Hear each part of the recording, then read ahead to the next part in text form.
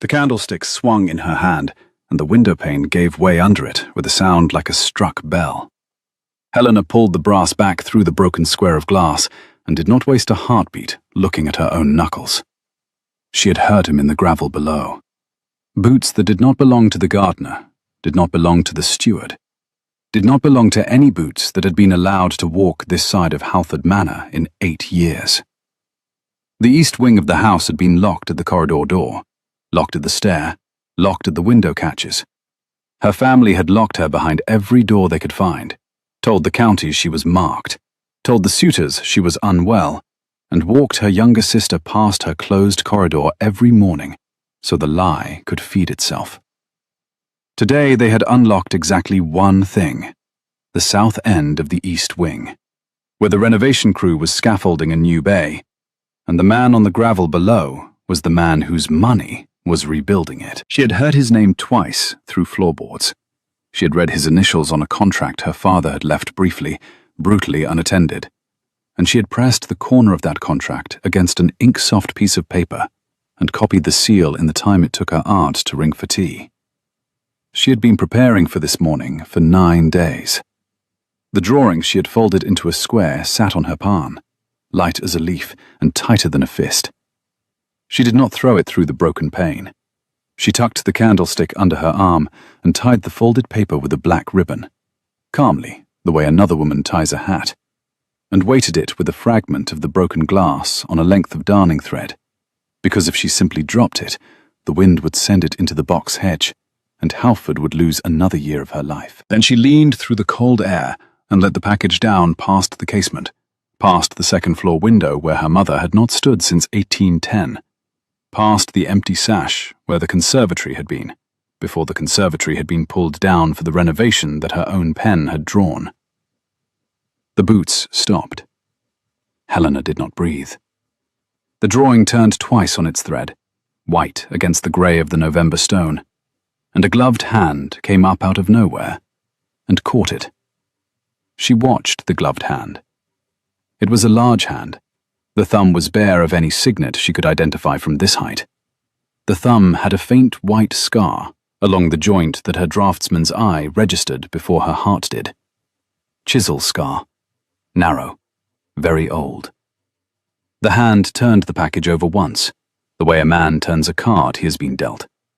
And then a man's voice said, very quietly, very clearly, very unmistakably, "Whose hand drew this?" It was not a question. He had read the seal.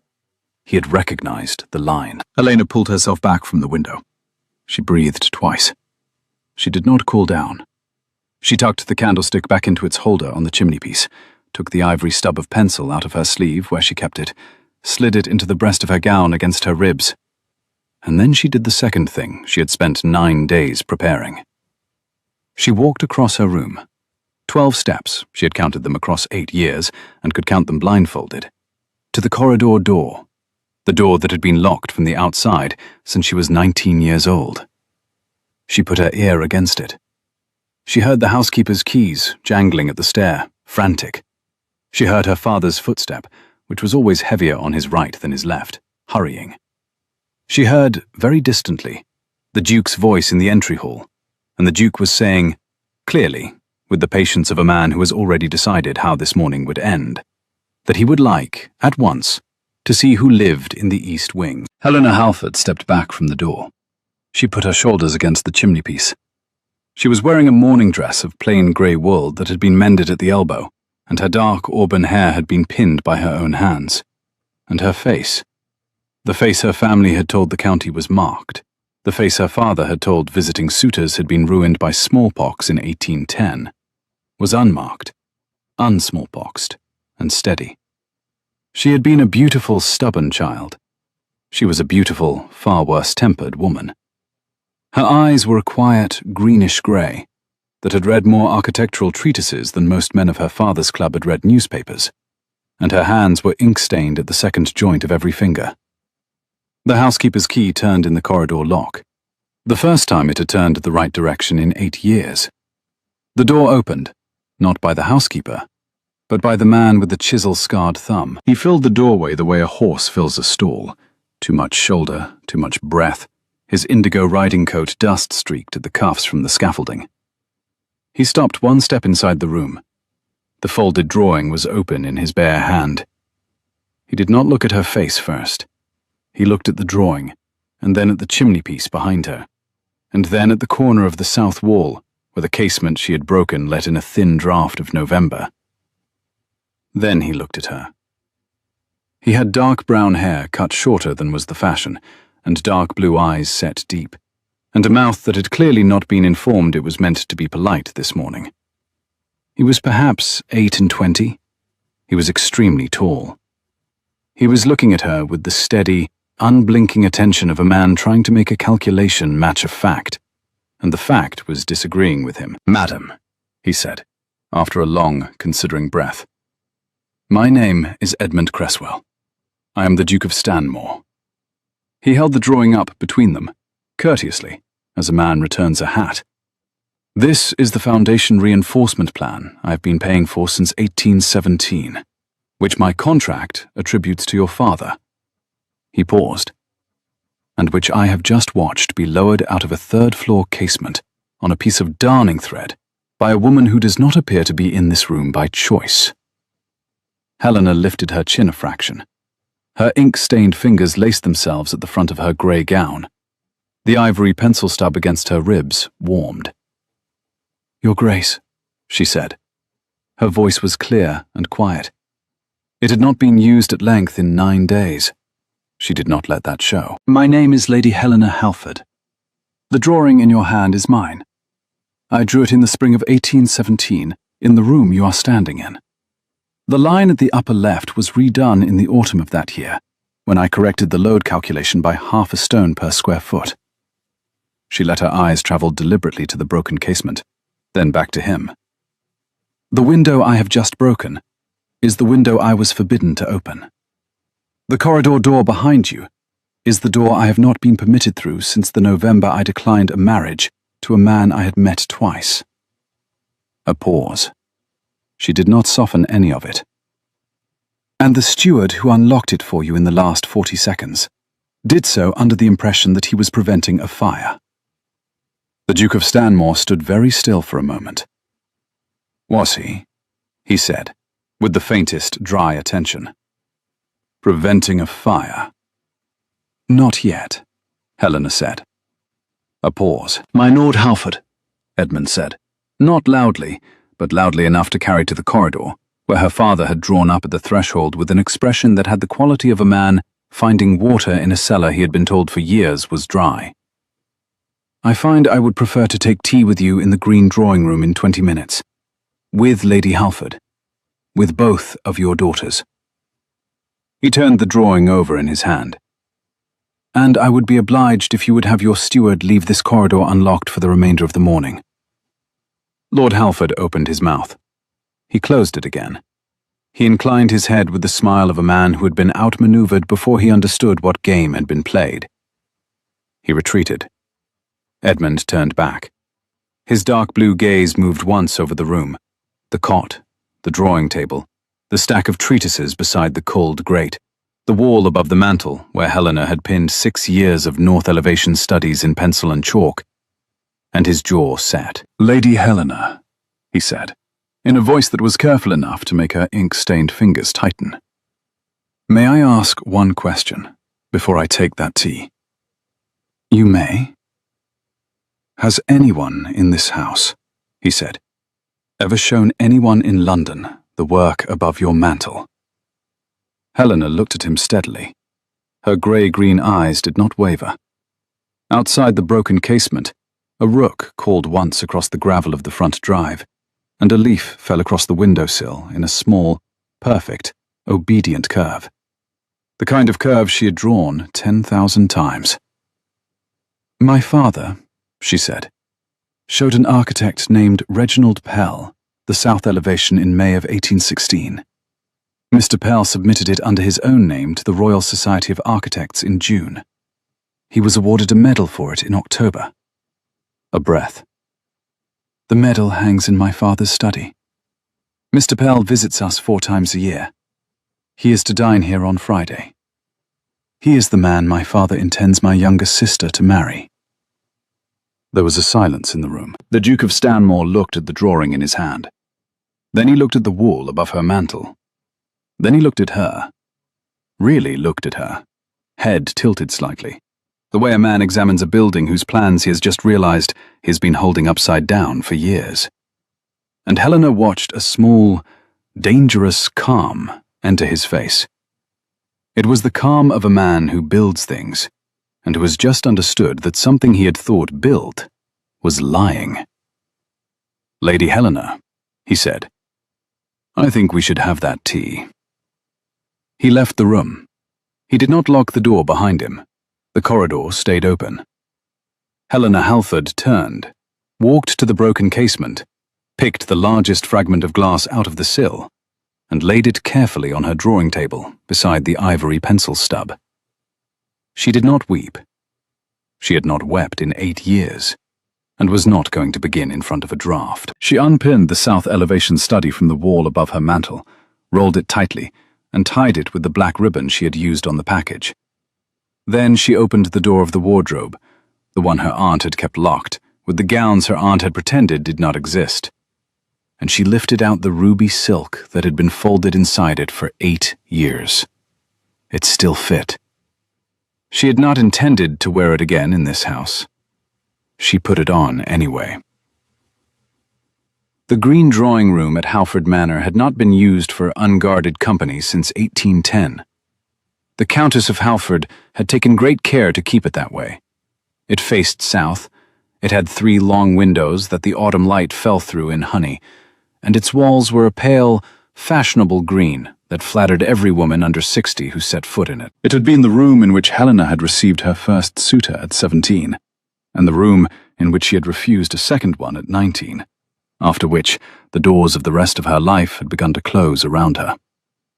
She walked into it now in ruby silk that had been cut in the last fashion of 1810. The dress was a year out of style, and 10 years too brave, and it caught the autumn light like the inside of a wound. Her hair had been pinned by Mrs. Beach, the housekeeper, who, in a flurry of restored loyalty, had wept twice, undone the work, and pinned it again, and her ink-stained fingers were hidden inside white gloves Mrs. Beach had also produced, from a drawer Helena had thought emptied a decade ago. Her father stood by the chimney-piece. Her mother stood at the long centre window. Her younger sister, Cordelia, 23, blonde, with the round, beautiful face that strangers always called angelic, and which Helena had loved without complication since the day Cordelia had been born, stood by the tea table, holding a saucer with both hands. Cordelia's blue eyes were wide and not quite focused. She had clearly been told something on the stair, and she had clearly not yet decided whether to believe it. The Duke of Stanmore was already there. He had changed his coat. Black now, evening cut, even at noon, because he had ridden over from the inn and had nothing else with him, and a grey waistcoat. He stood by the second window. He had the folded drawing in his hand still. He had not put it down. Lord Halford was performing. "Your Grace," he said, in the warm, considered voice with which he had charmed 3 Lord Lieutenants and 4 borough seats out of better-bred men. He was 61. He had been very handsome at 30, and was still handsome at 60, in the cultivated way men who like mirrors stay handsome. He wore a peacock blue waistcoat, embroidered with thin gold leaves. His vanity had always been the one wall of him no daughter could climb. "We are honoured. My elder daughter has been, as you may have heard, long indisposed. We had not thought her well enough to receive guests today, but Lady Helena has insisted." Helena did not look at her father. She crossed to the tea table. She took the second saucer from her sister's hand, gently, because Cordelia's hand was shaking. She set it down. She looked Cordelia full in the face for the first time in 8 years. "Cordy," she said. Cordelia's lower lip moved. "Sit," Helena said quietly. "It is going to be a long tea." Cordelia sat. Lady Halford, 53, narrow, exquisite in lavender silk, the kind of woman whose voice could cut glass without the courtesy of raising, moved from the window to the tea table. "Helena, dearest," she said very lightly. "Your dress." "Yes," Helena said. "It is mine." 3 syllables. Helena did not look up. Edmund had not sat. He stood by the window with the drawing. His dark blue eyes were on her father. They had not yet moved. "Lord Halford," he said, and his voice was not warm now. It was not cold. It was the precise, considered voice of a man at a table in a banking house. "I've inspected the south wing this morning. The foundation reinforcement is excellent. The bay window proportion in the new conservatory is, frankly, better than anything I've seen in the catalogues this season. I've been congratulating myself for 18 months on having engaged the firm of Pell and Halford to oversee my Stanmore renovation as well.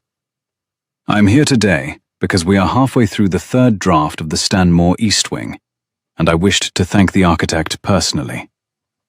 He paused. He turned, very slightly, toward Helena. "I would like," he said, "to do that now." The teacup in Lady Halford's hand made one tiny, betraying sound against its saucer.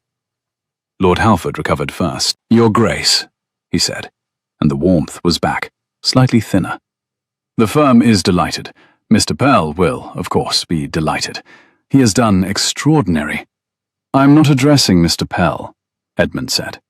"I'm addressing the woman who drew this." He held the folded paper up. A silence.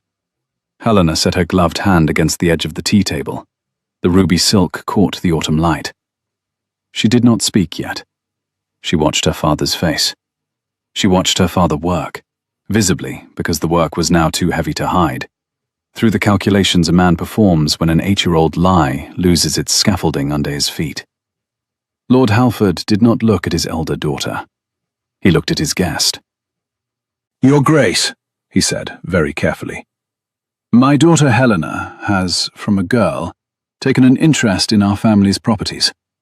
She has drawn, sketched, a young lady's hobby. The plans you hold are of course the work of the firm." Helena's white-gloved hand lifted from the tea table, slowly, deliberately, and she set it lightly on the back of the chair behind her sister. "Father," she said, "stop." Lord Halford turned to her then. The performance briefly cracked.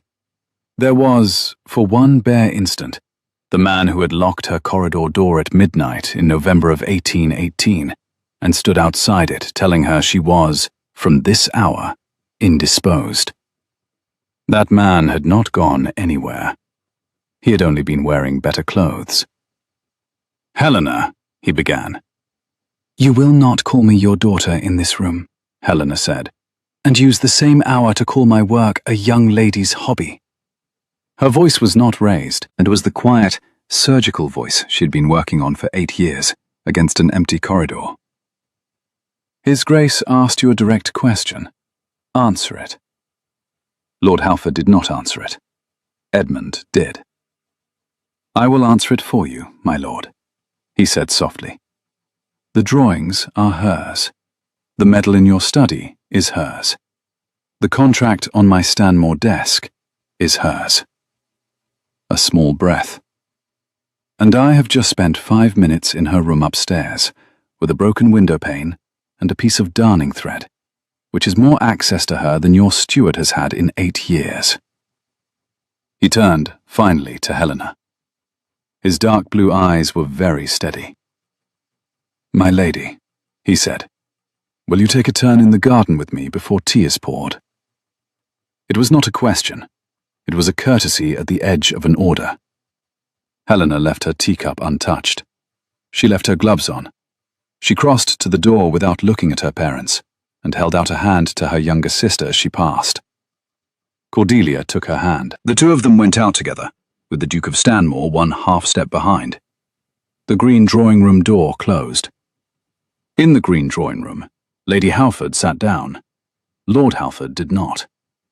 He stood at the chimney-piece in his peacock-blue waistcoat for a very long minute, with his hand over his mouth, like a man who has just recognized the smell of his own house on fire. The garden at Halford Manor in November had a colour Helena had forgotten. She had seen it from a window for 8 years, and a window flattens colour the way a copy flattens a drawing. From inside the window, the lawn had been grey-green, the box hedges had been black, the gravel had been white. From the gravel itself, with November light coming low across the lake at the bottom of the slope, and wood smoke moving sideways from the lodge chimney, the lawn was a colour halfway between bronze and amber. The box was a deep, oiled green, and the gravel under her own slippers was the warm, pale gold of bone china. She held Cordelia's hand for the first 30 paces. Then Cordelia, very gently, very deliberately, withdrew her own hand and said, in a voice that was not quite steady, "Helena, I think you should walk with His Grace. I am going to sit on the bench." Cordelia sat on the bench. Cordelia, Helena understood, was crying, quietly, with the back of her glove pressed to her mouth, and was trying to do it in a way that did not interrupt the mourning. Helena bent, kissed her sister's hair, said, "5 minutes," and walked on with the Duke of Stanmore down the gravel path. They went past the box hedges, past the dovecote, past the cold, square stone basin, where as a child Helena had tested the displacement principle on a wooden boat she had built herself. The Duke did not speak for the length of the rose walk. His gloved hands were behind his back. The folded drawing was in his coat pocket now. Helena let him keep his silence. At the bottom of the rose walk, under the bare art of the trained pear tree, he stopped. "Lady Helena," he said, "I am going to ask you a series of questions. I am going to ask them clearly, because I do not yet know which answer changes the rest of my afternoon. I would be obliged if you would answer them with the same clarity." "Yes," Helena said. "In May of 1816, your father presented the south elevation of Stanmore East Wing to the Royal Society of Architects, under the name of Reginald Pell." "Yes." "That elevation was your work?" "Yes." "Mr. Pell received the Society Medal for that work?" "Yes." "And in the 18 months since I engaged the firm of Pell and Halford to design my Stanmore renovation, every drawing, every revision, every load calculation that I have signed, paid, and approved has come from your hand?" "Every one," Helena said. A silence. The Duke of Stanmore looked at the bare pear tree above their heads. He looked, Helena thought, like a man examining the load-bearing capacity of his own assumptions. "Lady Helena," he said, "has any portion of the money I have paid your father for those drawings reached you?" "Not 1 shilling." "Have you ever seen the medal?" "Once," Helena said, "through the keyhole of my father's study, in 1817, for 40 seconds, while my aunt was searching for me in the gallery." Edmund Cresswell closed his eyes briefly. When he opened them, the dark blue had gone darker. "Lady Helena," he said, "forgive me. I have one more question, and then I will stop." "Ask." "Was it your idea, or was it mine, that I commissioned the Stanmore East Wing in this particular form?" Helena looked at him. "Your Grace," she said, "why do you ask?" "Because," Edmund said, "the brief I sent to your father in 1816 contained one specific clause. It asked for a wing whose load was carried on 5 interior columns, set on a foundation of compressed lime mortar bound with lead reinforcement. I had been told by every senior man at my club that this was an idle fancy, that no architect in England would design it, because it had not been done in England. Your father wrote back within 3 weeks with a complete proposal. The proposal was so accurate that by the end of the first month I had assumed I was speaking with the most ambitious mind in the field." A pause. "I was." Helena did not answer for a moment. "Your Grace," she said, "when I was 11, I read the Vitruvius in my father's library. When I was 13, I read Sir William Chambers. When I was 15, I read Soane on lime mortar." She breathed. "When I was 19, I stood in this garden, in the same place I am standing now, and refused a man my father had selected for me. And I told my father, to his face, in this garden, that I would design my own house, in my own time, on my own terms, and that I would not marry until I had done it. Her grey-green eyes did not move. He locked my corridor door 6 weeks later, and told the county I had taken ill of the smallpox, and I have not been beyond the East Wing since the November I was 19 years old. I am 27 now. I have spent 8 years in that room. I have read every architectural treatise the firm of Pell and Halford was sent. I redrew Mr. Pell's elevations in 1815 because they would have brought down the Stanmore Wall in 3 winters. I have been your architect. I have been your architect since the spring of 1817. You did not know it. I am sorry for that. A pause. I am not sorry I did the work. The Duke of Stanmore did not move. The November light caught his profile from one side, and the bare pear tree above him cast a fine pen-line shadow across his shoulder, and Helena found, with some annoyance, that her draftsman's eye was registering the angle of his jaw and the exact width of his mouth in a way that her draftsman's eye had no business doing. "My lady," he said. He took half a step closer. He did not touch her. "Did you enjoy any of it?" Helena did not understand the question for a second. Then she did. She thought of the column calculations she had done in the dim afternoons when her aunt was at the milliner. She thought of the smell of wet lime mortar she had never been allowed near, only described in books. She thought of the moment, in the spring of 1817, when she had drawn the curve of the Stanmore East Bay window in one continuous line, and had set down her pen and laughed aloud at the empty room, because it was right. "Your Grace," she said, "I enjoyed all of it." His mouth, that mouth that had not, this morning, been informed it was meant to be polite, moved. It did not smile yet. It did the thing a mouth does just before a smile, when a man is reorganizing the rest of his life. "Lady Helena," Edmund Cresswell said, "I am going to take that tea with your father after all. I am going to take it as if nothing had happened. I'm going to be charming. I'm going to ask after Mr. Pell. I'm going to accept the invitation to dinner on Friday." He paused. "I am asking your permission to lie in your father's drawing room for 90 minutes today, because if I do not, your father will move the medal, the contract, and the most recent set of drawings from his study before nightfall, and you will lose the only evidence we will ever have." "Granted," Helena said immediately. "Will you be in your room when I come up the stair afterwards?" "I will be in my room with the corridor door open." "Good," he said, and then, more quietly, "Lady Helena, may I ask one further thing?" "Yes?" "The dress." Helena looked down at the ruby silk. It caught the November light and threw it back at her like a small, defiant fire. "It was made for me when I was 19, she said. "I have not worn it since. It has been folded inside an aunt's wardrobe for 8 years.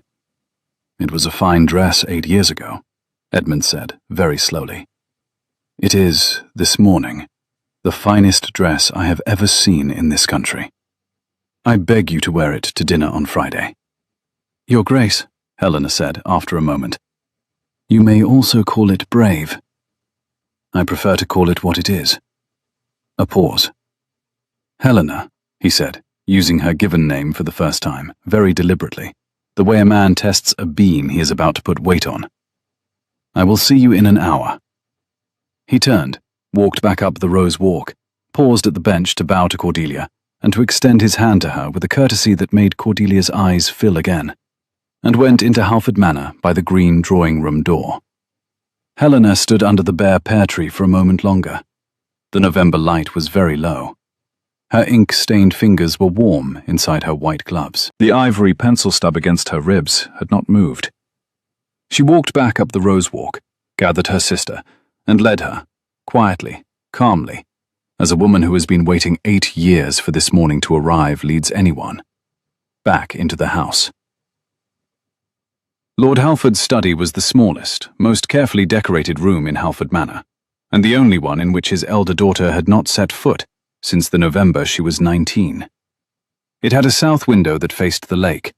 Its walls were lined to the ceiling in rich, dark oak shelves bought in 1797 and varnished twice every decade.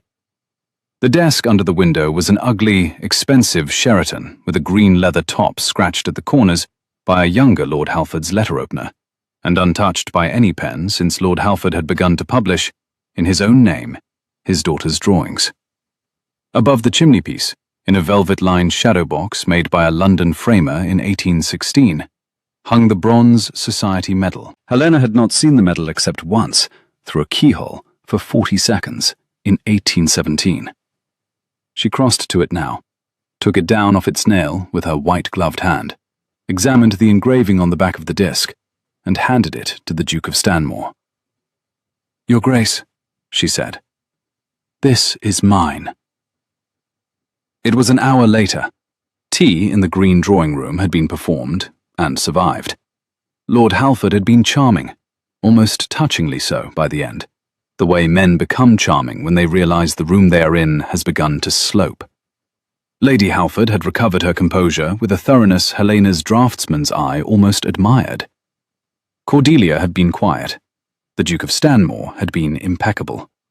He had asked after Mr. Pell. He had accepted Friday. He had asked, with a courtesy so gentle it could have been mistaken for a friend's, whether he might inspect the firm's working records before he rode back to the inn. Strictly, of course, in the interest of professional curiosity, since the Stanmore East Wing had reached the column stage, and his land agent had requested clarification on a load calculation. Lord Halford had hesitated for one fraction of a heartbeat, and had agreed. Now they stood, the four of them, in his study. Lord Halford by the door, Lady Halford in the corridor outside, who would not enter. Helena by the chimney-piece. Edmund at the desk, with the green leather top open and the firm's account ledger laid flat in front of him. He turned the ledger toward Helena. "Lady Helena," he said, "would you be so good as to identify, in this column of receipts, any payments which have been made to you by your father?" "None," Helena said without looking. "He has paid for my mourning gloves, my linens, my coal, my supper, and 3 new pencils a year. He has paid for my sister's seasons. He has paid Mr. Pell £300 a quarter in retainer fees." She did not raise her voice. "In the column of disbursements at the back of the ledger," Edmund said, "I have just located my own draft of £700, dated June of the present year, against the 3rd revision of the Stanmore East Wing." He turned a page. "It was deposited into the firm's account on June the 11th. It was withdrawn, entirely, in cash, on June the 13th, by Lord Halford in person, against a private signature." He looked up. He was perfectly calm. "My lord, where did that money go?" "Your Grace," Lord Halford said. The performance was thin now. His handsome face had lost its peacock pleasure. "There were obligations." "Where did the money go?" Helena spoke before her father could. "It went into my younger sister's marriage settlement," she said. "He has been increasing it across 2 years. He intends Mr. Pell to marry her in the spring. The settlement is almost £6,000 now. My father has been building it out of my drawings since the spring of 1817. She had known it for 9 days. She had read the second contract in the same 40-second interval in which she had read the first. She did not look at her father as she said it. She looked at Cordelia, who had drifted into the doorway behind her mother and was standing with one hand against the frame. Cordelia made a small, soft sound. "Cordy," Helena said, "I am sorry." "You did not do this," Cordelia whispered. "No. He did this." "Yes." Lord Halford raised one hand. "Cordelia." "Father," Cordelia said. She had a sweet, high voice that had never been used in anger by anyone in this house. She used it now. "Did you tell Mr. Pell I was not yet engaged?" Lord Halford did not answer. "Did you tell Mr. Pell," Cordelia said again, very steadily, "that I would have him in the spring?" "My dear." "I will not have him," Cordelia said. I will not have him in the spring or in any spring. I do not know him. I have danced with him 3 times. I do not like the way he laughs at the children at the gate." She looked at Helena. Her blue eyes were very wide. "I did not know about Helena. I did not know what was happening on the other side of my corridor wall. I did not know about the medal. I did not know about Mr. Pell." Her voice cracked, finally, only on the next word. "Father, I did not know." "Cordy," Helena said softly, "come stand beside me." Cordelia stepped past her mother, who did not move, and crossed the study to her sister. She put her hand into Helena's white-gloved hand. The 2 sisters stood at the chimney-piece together. The Duke of Stanmore closed the ledger. "My lord," he said, "I will leave Halford Manor before dark today. I will return on Friday for dinner, as agreed. I would be obliged if, between this hour and Friday, you make no decisions concerning the medal, the Stanmore contract, the firm's records, or your elder daughter's residence." A breath. "I am not, yet, making accusations. I am taking tea in your green drawing room. I am having dinner on Friday. I am riding back to the inn with 2 of your daughter's company in my pocket and a folded drawing in my coat. If anything in this study moves between now and Friday, however, I will not be having dinner. I will be returning with 2 solicitors and a justice of the peace. Are we understood?" Lord Halford had gone the colour of bone china. "Your Grace, are we understood?" "Yes." "Good," Edmund said. He bowed to Lady Halford, who had not moved from the corridor. He bowed more deeply to Cordelia. He bowed most deeply to Helena. "My lady," he said. "My lady. My lady." He walked out of the study. In the corridor, Lady Halford did not turn her head as he passed her. She did not turn it as her own daughters passed her either.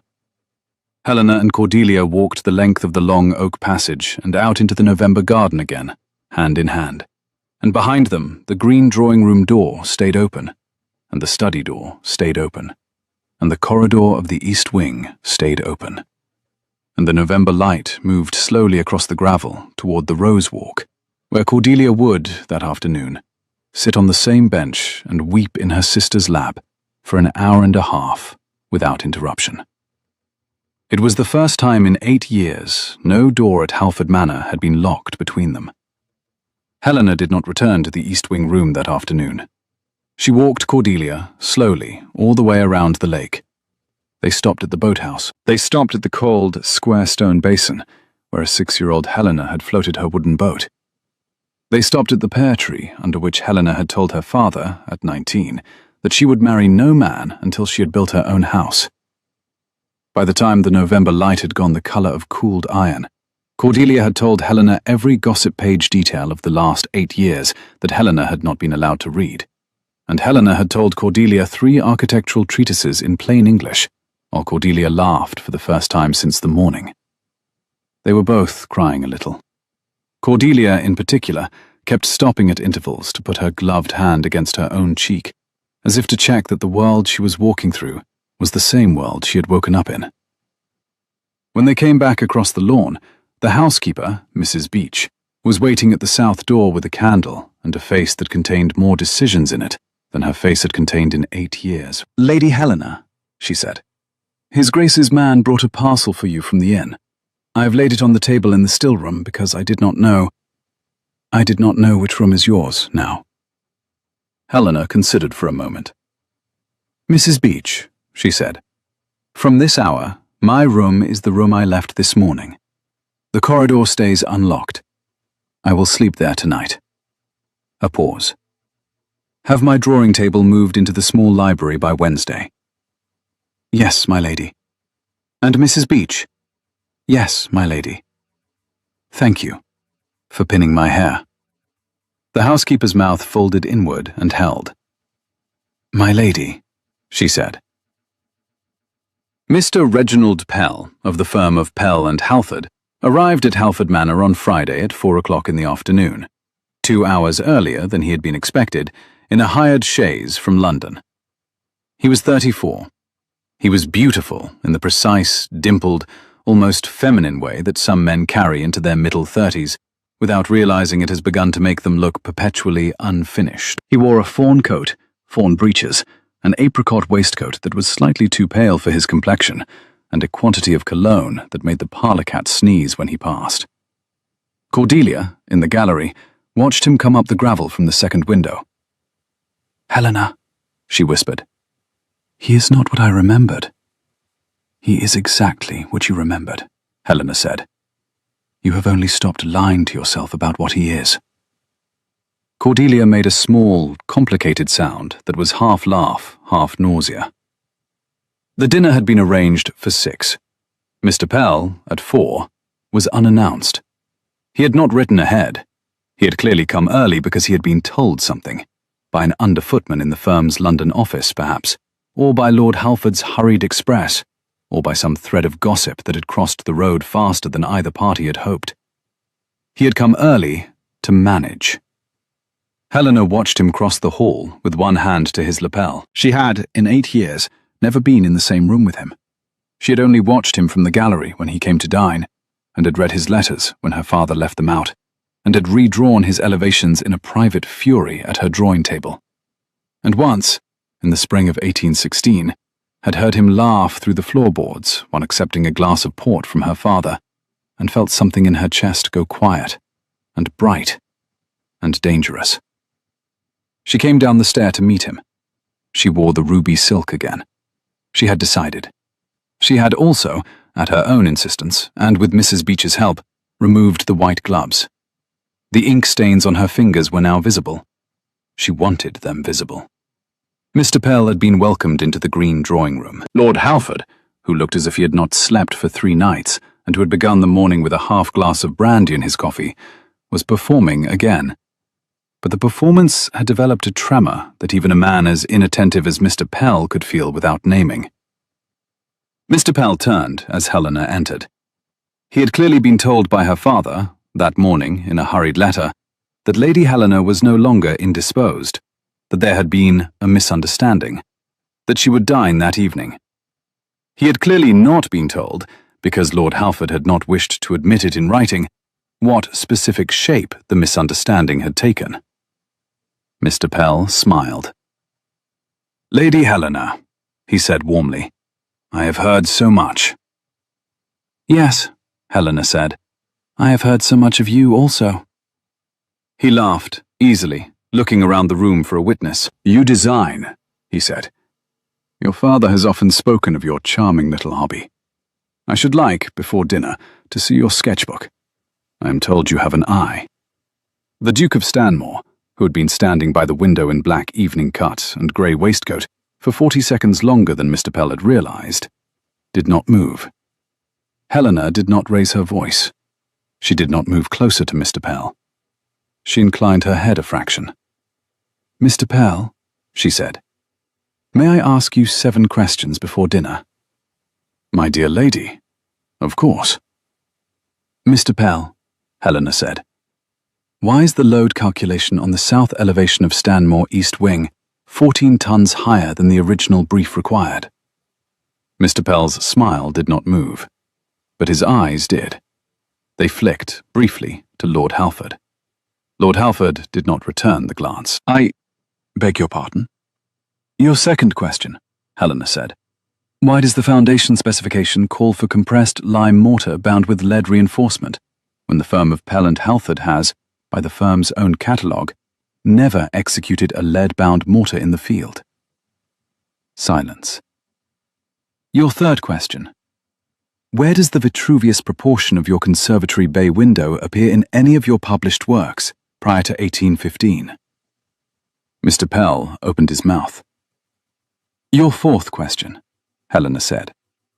"When the Society Medal was conferred upon you in October of 1816, what specifically were you asked, by Sir John Soane, about the deflection coefficient of an iron-tied beam over a 6-foot span?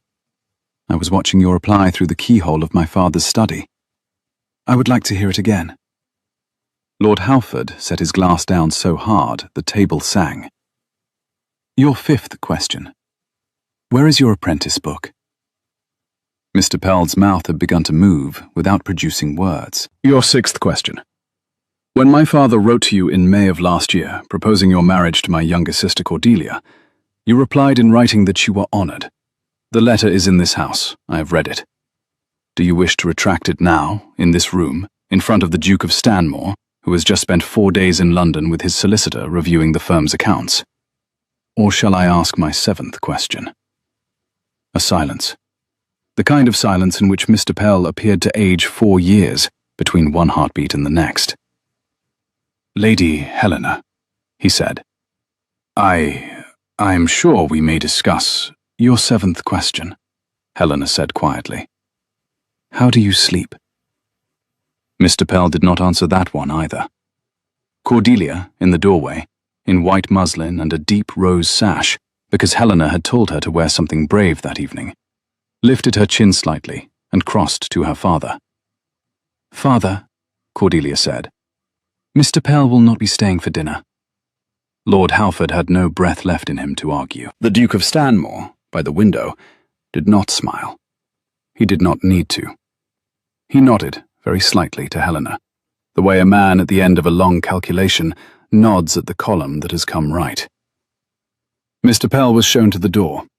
His chaise, driven by a tired horse and a tireder driver, went back down the gravel toward London at 20 minutes past 4 in the afternoon, with a letter from Lord Halford in his pocket, containing £200, and a request that Mr. Pell pursue his architectural ambitions, henceforth, in another country.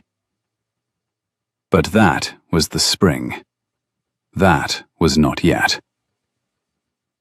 The following morning, very early, before Halford had risen and before the house had woken into its strained, careful new silence, the Duke of Stanmore sent his land agent's curricle to the front of the house with a single horse. He stepped down. He came up the gravel in dust-streaked work clothes, leather riding breeches, a plain dark coat over an open shirt, no neckcloth, and stood under Helena's east wing window with his hands clasped behind his back. He did not call up. He had not needed to. Helena was already at the casement. She was already dressed. She wore an indigo riding habit that Mrs. Beach had located in a trunk in the old still room, that had been Lady Halford's at 30, that Helena had not been permitted to wear for any of her seasons, because her mother had felt the colour was too forward for an unmarried girl of Helena's complexion. It fit her now as if it had been made for her. The habit's cuffs were trimmed in fine black braid. Her hair was severely up. The ivory pencil stub was inside the right cuff.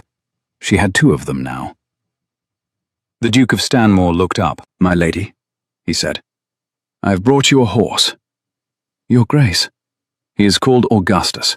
He is 15 hands. He will not throw you. I am riding his cousin. A pause. I would be obliged if you would come down. There is a place I would like you to see today, before my solicitor arrives at Halford on Monday. I would like to show it to you in the daylight. Helena had not been on a horse in 8 years. She came down anyway. Augustus was a square, mild bay, with gentle eyes and a thoughtful mouth, and Helena's hands remembered, against her will and entirely without permission from her brain, exactly what to do with the reins. Mrs. Beach stood at the south door with a thermos of tea and an expression of the most unbecoming pride. Cordelia, in a dressing gown, watched from the gallery window and waved with both hands. Helena and the Duke of Stanmore rode out of Halford Gates at 20 past 7 in the morning and turned west. Stanmore lay 7 miles west by the post road. They did not take the post road. The Duke turned them down a lane that ran through the bare pollarded oaks of the Halford Common, then up across the chalk ridge that divided the Halford estate from the Stanmore lands. The November sky was clear, very pale, with a small wind off the downs. The horse's breath made narrow white plumes.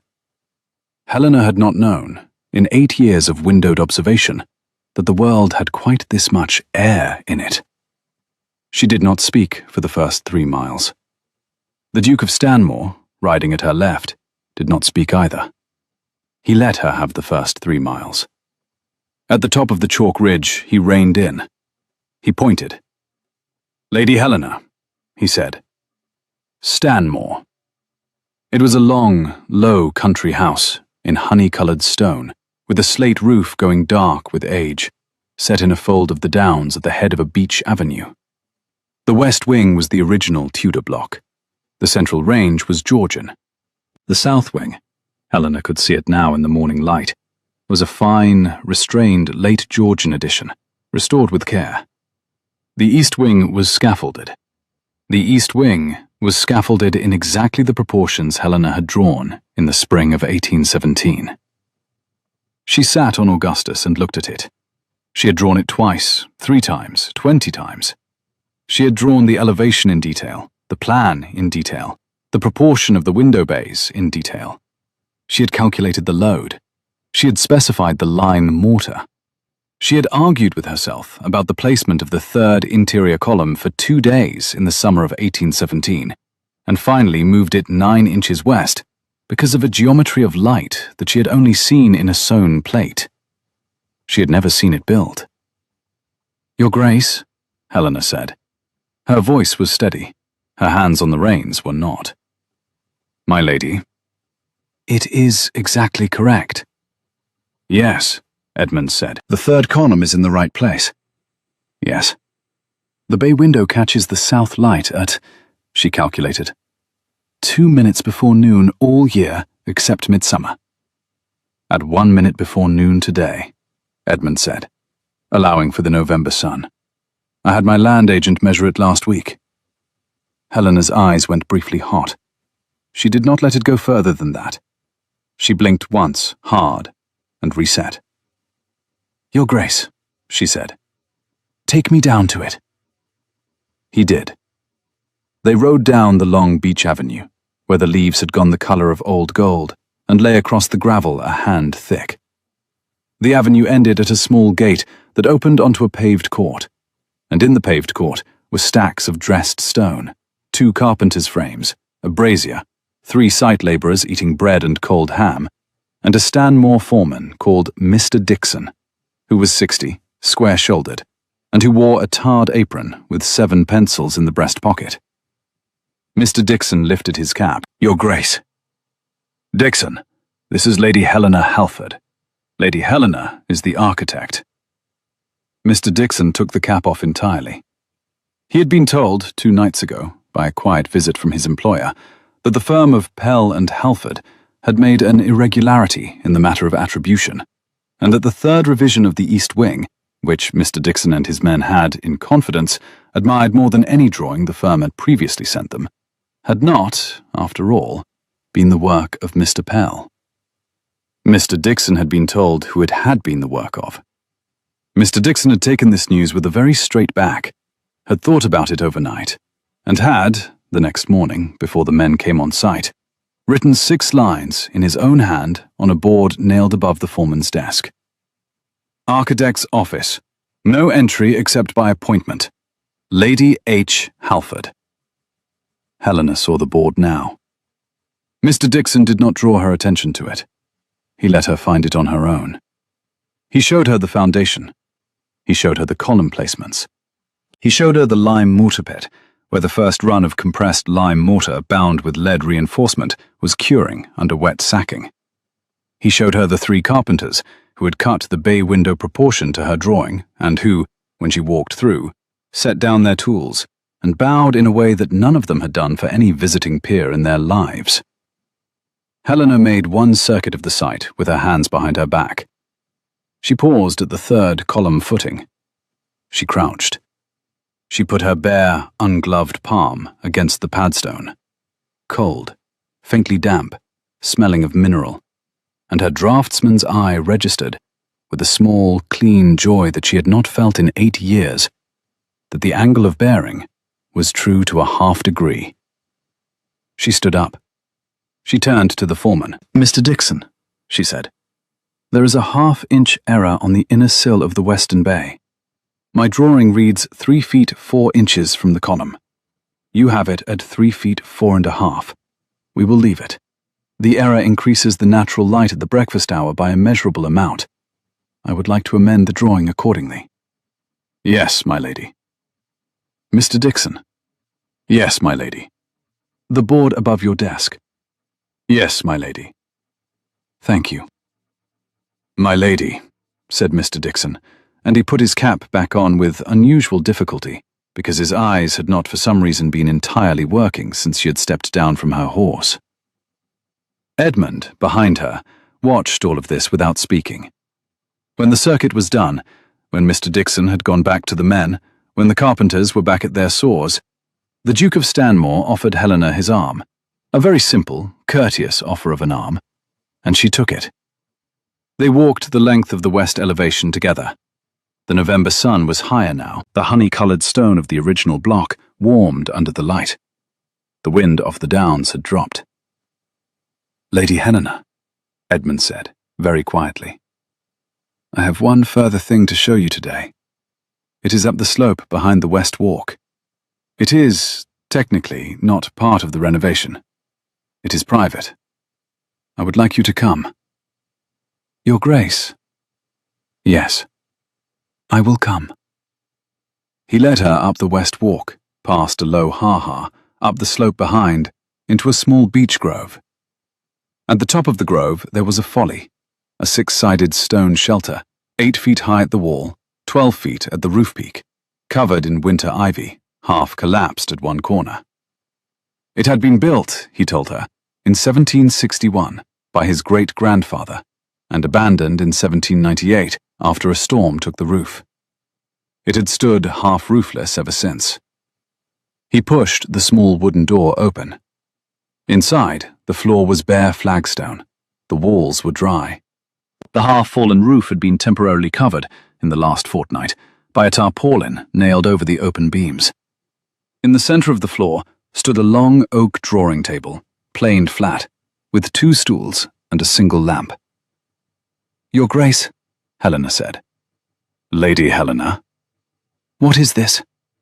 Your office, Edmund said. If you would consent to take it. I had it cleared on Monday. The roof will be repaired in March, properly, by you, to your specification. Until then there is the tarpaulin and the lamp. It is mine. It is, by the boundary line, on my land. It is 1 mile and 3/4 from your father's gate, by the public footpath.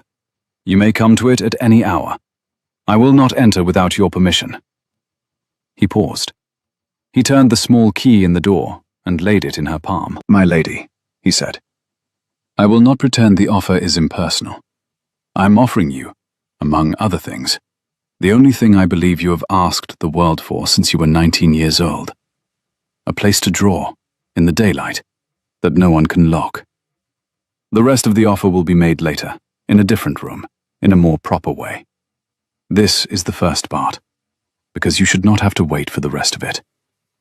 Will you accept it?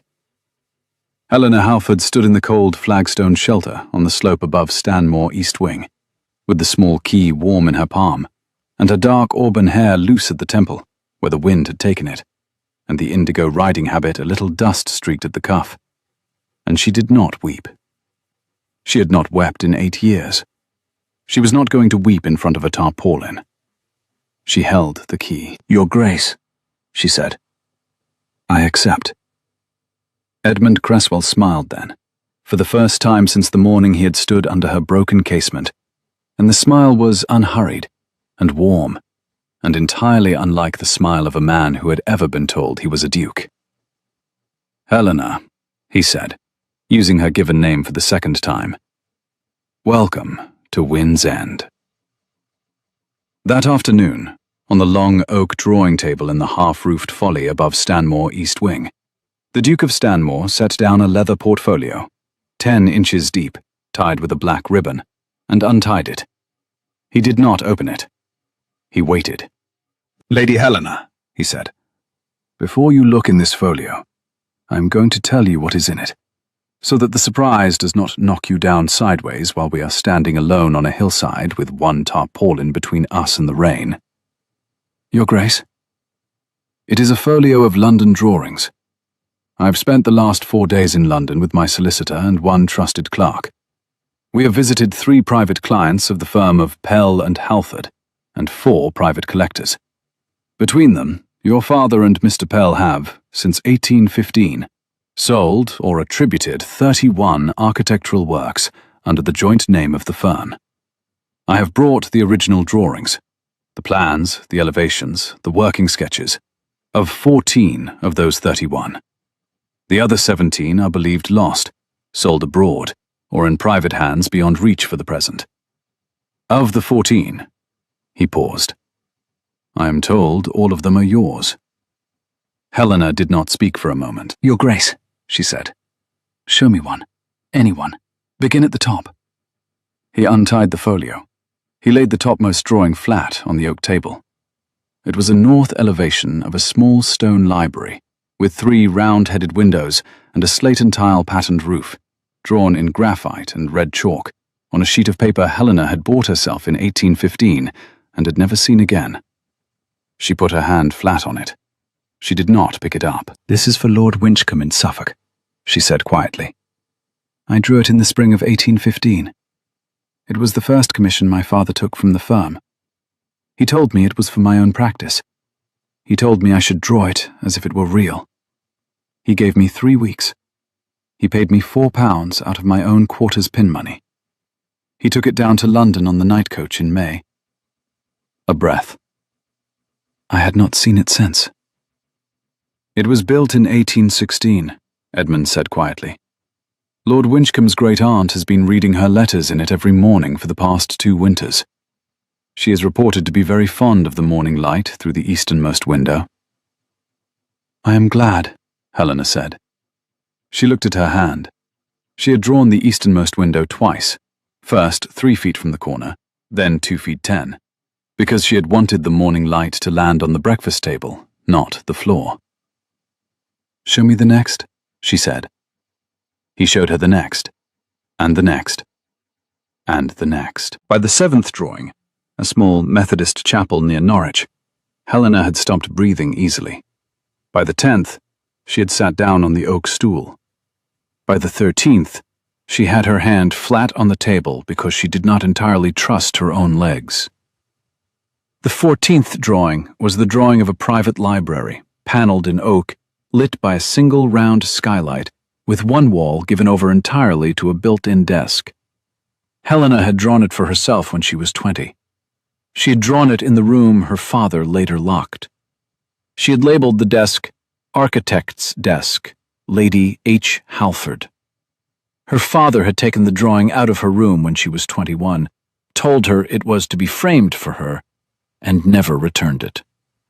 It had been built, her own private library, her own desk, by Lord Asquith of Devon in the spring of 1818, on the basis of an unsigned drawing presented to him by Lord Halford as an exemplar of the firm's interior craft. Helena looked at her own desk on the page. She was sitting on the wooden stool, with her ink-stained fingers spread on the oak table, and she was not crying, and she was not speaking, and the tarpaulin above her head moved very slightly in the wind off the downs. Helena, Edmund said, I am going to step outside. The wind is coming up. I will be very near. I will be 1 step beyond the door. Take whatever time you need. He stepped out. He shut the small wooden door behind him. He stood with his back to it, and his hands behind his back, and his dark blue eyes on the long, bare line of the November downs. And he did not turn for 40 minutes. Inside the Folly, Lady Helena Halford put her ink-stained palms flat on the oak drawing table beside the picture of her own private library, and she made one sound. Small, low, an exhale rather than a cry, and she put her forehead down on the cool wood for 1 minute, and then she sat back up, and she dried her cheeks against the back of her own wrist, where there were no gloves to hide it, and she opened the leather pencil case the Duke of Stanmore had laid beside the folio, and she began to write, carefully, in steady draftsman's hand, on the back of the drawing of her own private library. Architect of Record, Lady Helena Halford.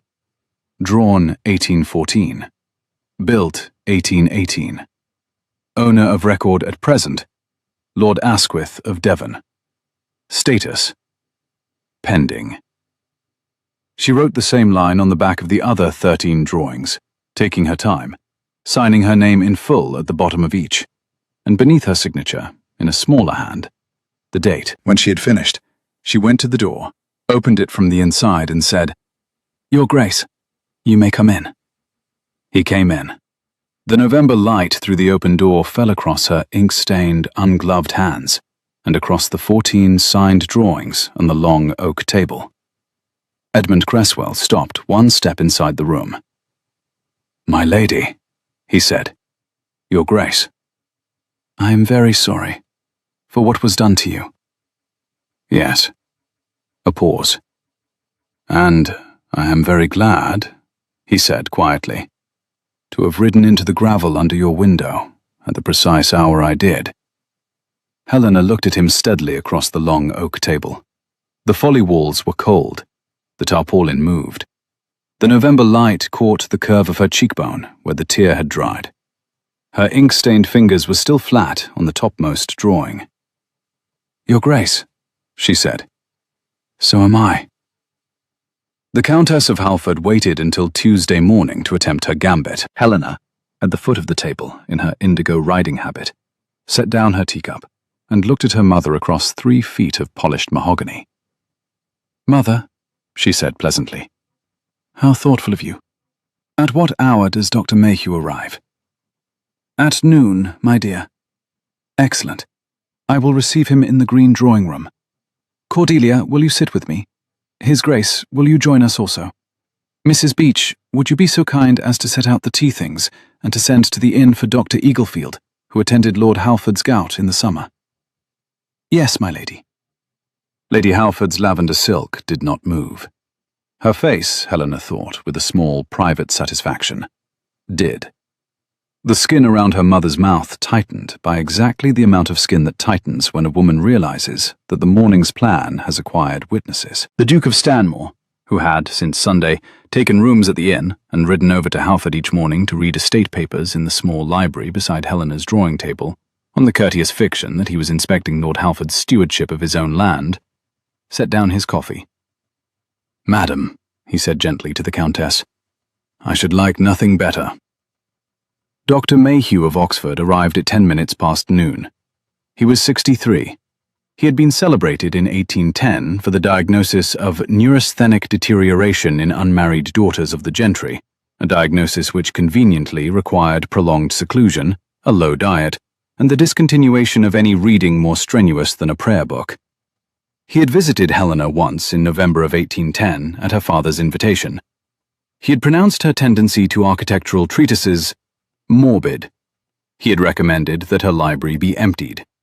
He had been paid 80 guineas. He had not seen her since. He came into the green drawing room behind Lady Halford with the soft, regretful smile of a man who is very accustomed to being asked to deliver sad news to ladies of breeding. He bowed to Helena. He took her white-gloved hand. He sat beside her on the green silk settee and inquired after her sleep. "Dr. Mayhew," Helena said, "it is good to see you again. You will recall that you last saw me when I was 19, in a state which you described in writing to my father as morbid. The library to which you referred was, on your specific recommendation, removed from my room within 6 weeks. The recommendation was acted upon by my father in November of 1810. I have, since that month, slept in the same room, taken the same low diet, and read no books more strenuous than a prayer book, at least, not any books which my mother was permitted to know I was reading." She paused. "I am 27. Dr. Mayhew's regretful smile flickered. "Yes, dear lady, quite so." "Dr. Mayhew," Helena said, "I would like you to look at this."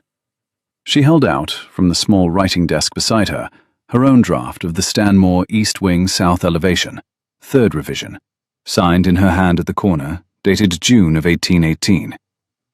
Dr. Mayhew, who knew nothing about architecture and a great deal about the politics of the county, took it because he could not refuse a young lady who had handed him a paper. He looked at it. He did not understand it. "This is the south elevation of the Stanmore East Wing," Helena said. "I drew it in June. The wing is now under construction. His Grace has paid the firm of Pell and Halford £2,300 for it. The construction has reached the column stage. A man called Mr. Reginald Pell submitted an earlier version of the same drawing to the Royal Society of Architects in 1816 under his own name, and was awarded a society medal for it. The medal hung above my father's chimney-piece for 2 years. The society now believes the medal to have been awarded in error. I have a letter to that effect. She lifted it, in its broken seal, off the desk. From the secretary of the society, dated yesterday. Dr. Mayhew's regretful smile had gone entirely. Dr. Mayhew, Helena said quietly. If you wish to declare me morbid this morning, you may do so. You may declare me anything you like. You may write any diagnosis you wish on any sheet of any paper that you and my mother have agreed should bear it. You may take any quantity of guineas in exchange. I will not stop you. I will only ask you to deliver the diagnosis publicly, in the presence of Dr. Eaglefield from the village, who is at this moment riding up the gravel. She did not look at the window. She had seen the carriage from the corner of her eye 30 seconds ago. And the Duke of Stanmore, who has been in this room for the past 4 minutes, and who is the patron of the building you have just declined to recognize as my work. After which, you may explain to me, in the presence of those gentlemen, precisely on what grounds the diagnosis rests. And you may explain, also, why you accepted 80 guineas in 1810 to apply it to me without asking me a single question. Dr. Mayhew had begun to perspire above his collar. He looked once at Lady Halford, and Lady Halford did not look back at him. He set down the drawing. He stood up. He took his hat off the hall table and his coat off Mrs. Beech's arm, and walked, in considerable haste, back to his hired chaise, and at 20 minutes to 1 in the afternoon, Dr. Mayhew was on the post road back to Oxford. And at 1 in the afternoon, Dr. Eaglefield, from the village, was being shown into the green drawing-room by Mrs. Beech, where he found Lady Helena Halford in extraordinary spirits, the Duke of Stanmore in extraordinary good humour, Lady Cordelia Halford laughing aloud for the first time in the green drawing-room since 1810, and Lady Halford no longer present. Dr. Eaglefield, who was a kind man and who had liked Lord Halford's gout substantially less than Lord Halford's elder daughter's eyes, joined them for tea. He charged nothing for the visit. He stayed for an hour. Lady Halford retired upstairs with a headache that was not feigned and did not come down for the rest of the day. 2 days after Dr. Mayhew's chaise had vanished down the post road to Oxford, the Duke of Stanmore and Lady Helena Halford sat on opposite sides of the long oak table in the small library beside Helena's old room, and they revised the Stanmore East Wing. Helena had drawn the third revision in the spring. The third revision had, on Mr. Dixon's site, encountered 3 problems that Helena had not been able to anticipate from a windowed room. The slope of the ground at the west corner ran half a foot lower than the survey claimed. A buried Saxon foundation under the east column had been struck. A young oak on the south boundary that had not been thought to matter had developed, since the spring, into a creature whose root system threatened the second column footing. The fourth revision was Helena's response to the world. It was the first revision she had ever drawn in the same room as the man who had built it. They had begun at 8 in the morning. By 10, 3 sheets had been pinned to a board. By 11, Helena had moved the second column 9 inches west, and Edmund had measured, on the floor of the library with a folded length of string, the corresponding sweep of light. By noon they had agreed, with very little dispute and a great deal of mutual interest, that the Saxon foundation under the east column should be left where it was, that the east column should rest, by intention, on stone laid by men whose names had been forgotten for 1,000 years, because the placement was beautiful, and because Helena had never in her life had the chance to draw a column that had a story under it. By 1 in the afternoon, they had run out of biscuits. By 2, Helena's ink-stained right hand and Edmund's chisel-scarred left thumb had touched, once, briefly, over the corner of the same drawing, while she was steadying the corner against a draught from the door, and he was correcting a measurement. Neither of them had moved their hands away for a measurable interval. After it, neither of them mentioned it. They worked on. Helena drew. Edmund made small, considered notes on the verso. The November light moved across the oak floor. Mrs. Beach brought more biscuits and shortbread and another pot of tea and went out very quietly. Cordelia, who had been reading on the window seat, set her book down at one point, quietly, looking at neither of them, and went away to leave them alone, and neither of them noticed. At 3, Helena set down her pen. "Your Grace," she said, "look at the south elevation." He looked. "Yes." "Look at the bay window." "Yes." "It is not the bay window I drew in 1817. "No." "It has changed." "It has. Why has it changed?" Edmund considered for a moment. "Because," he said quietly, "in 1817, when you drew it from inside a locked room. You drew the most beautiful bay window you could imagine, given that you had not, for 7 years, been allowed to stand in any window unsupervised.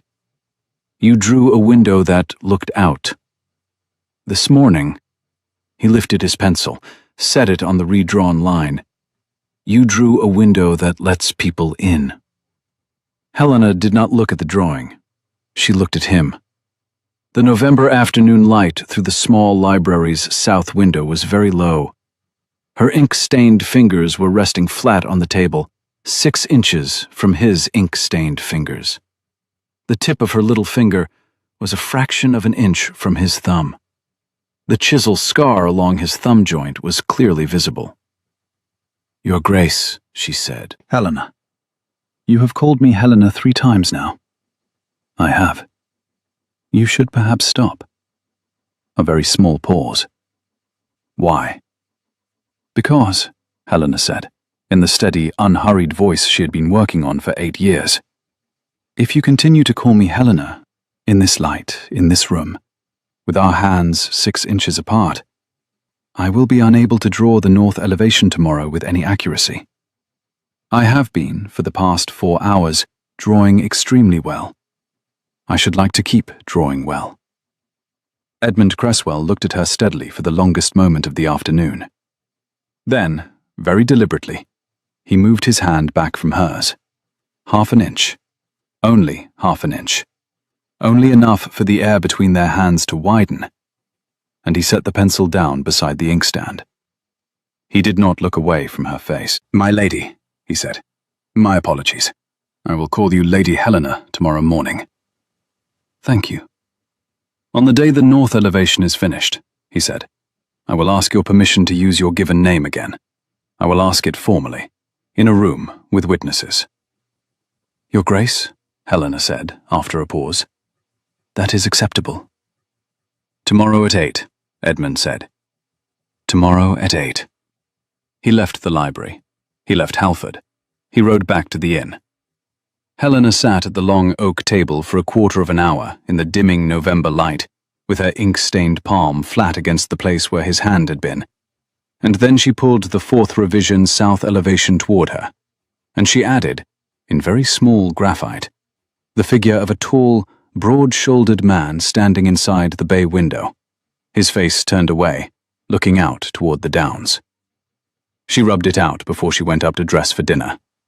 But she had drawn it.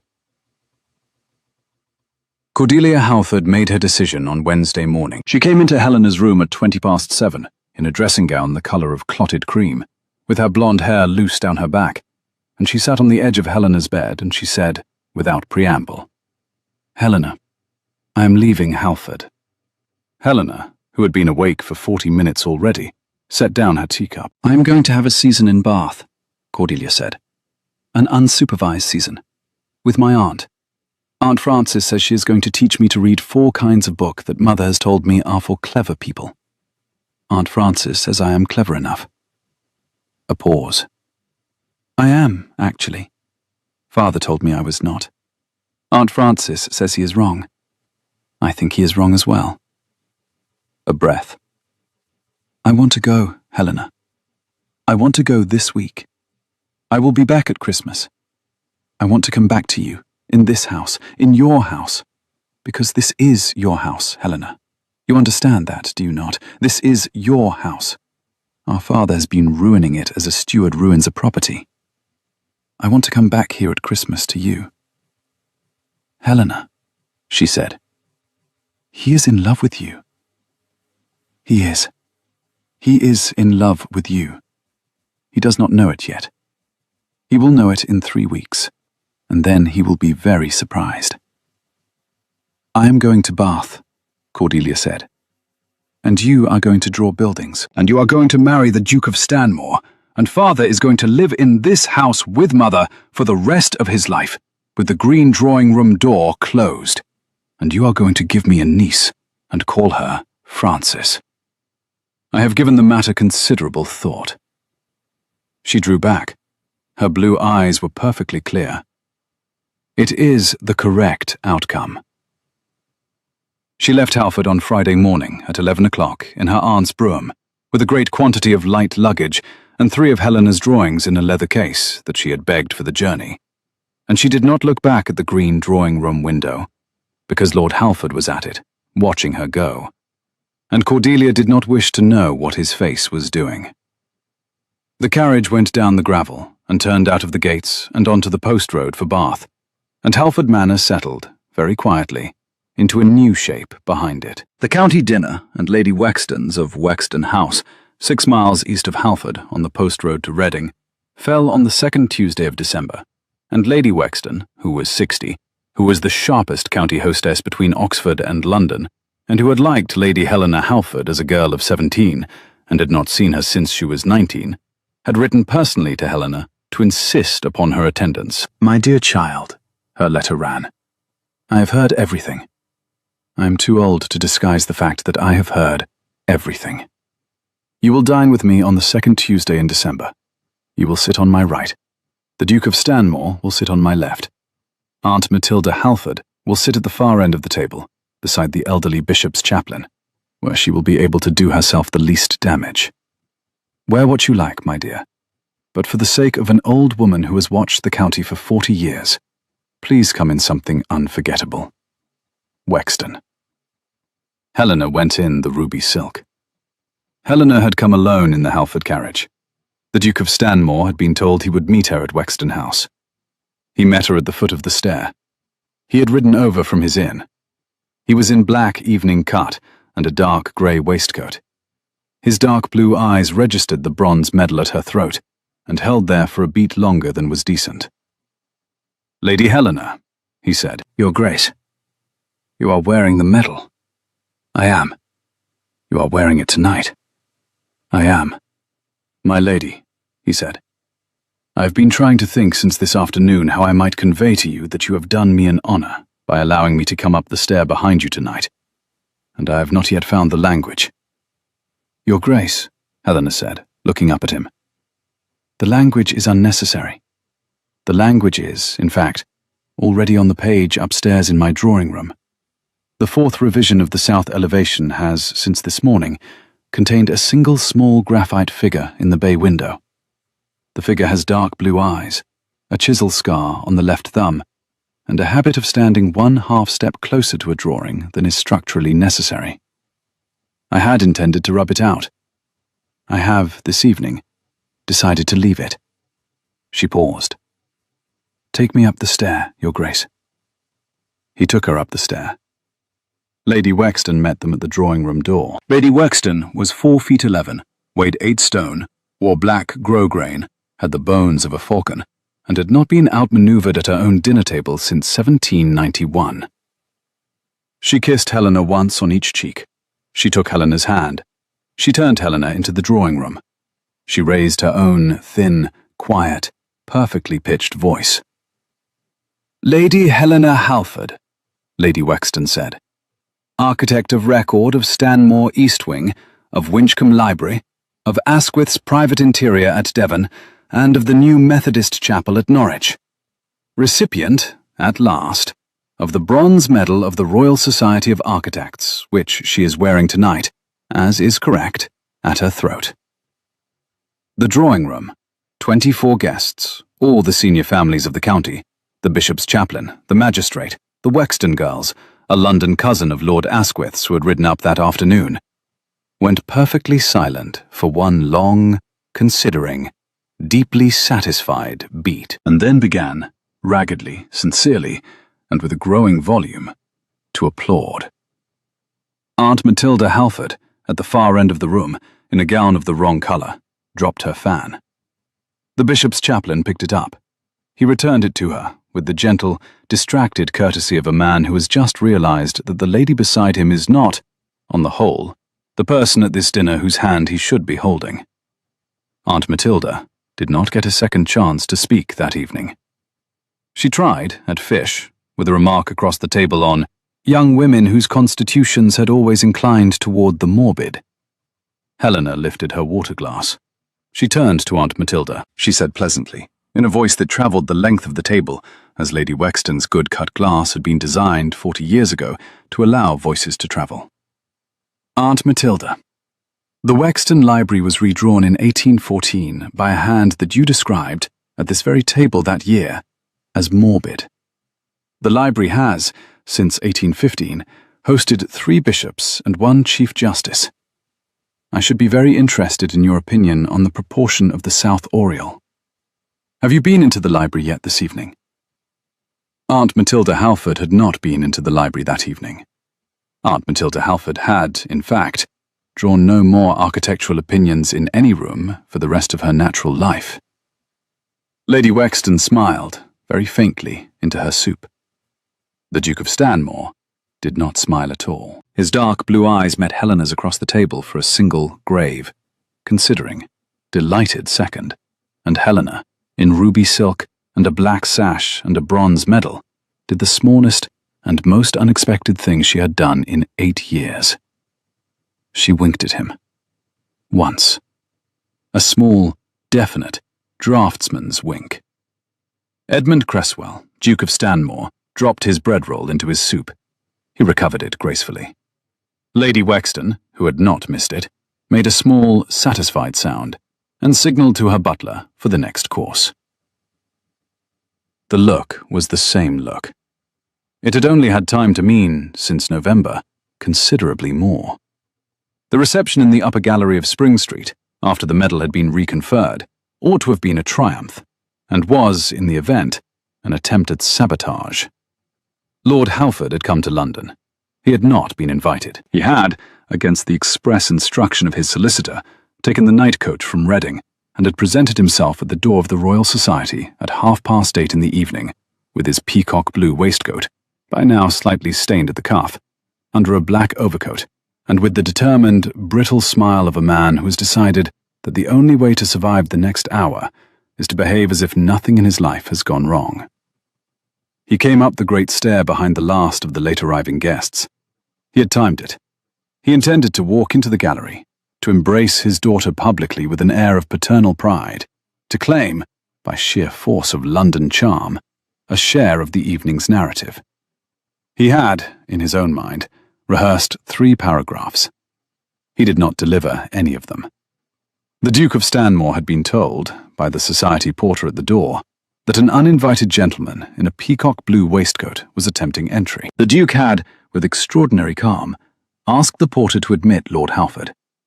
He had then crossed the gallery, courteously, without urgency, and intercepted Lord Halford at the threshold of the room.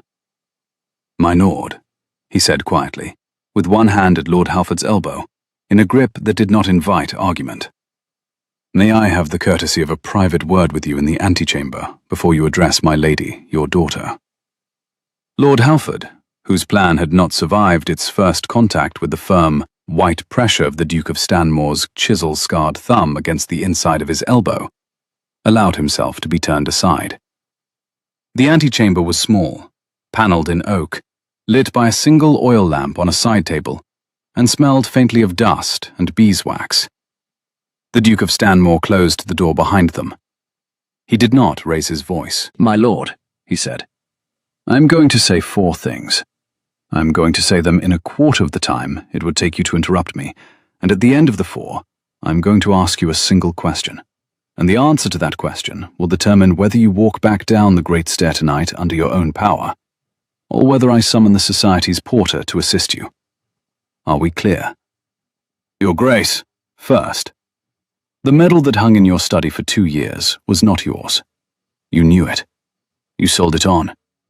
We have located the 4 buyers. They have all surrendered the works in their possession. You will, by the end of January, repay to me, with interest, the sum of £700 I paid you in June.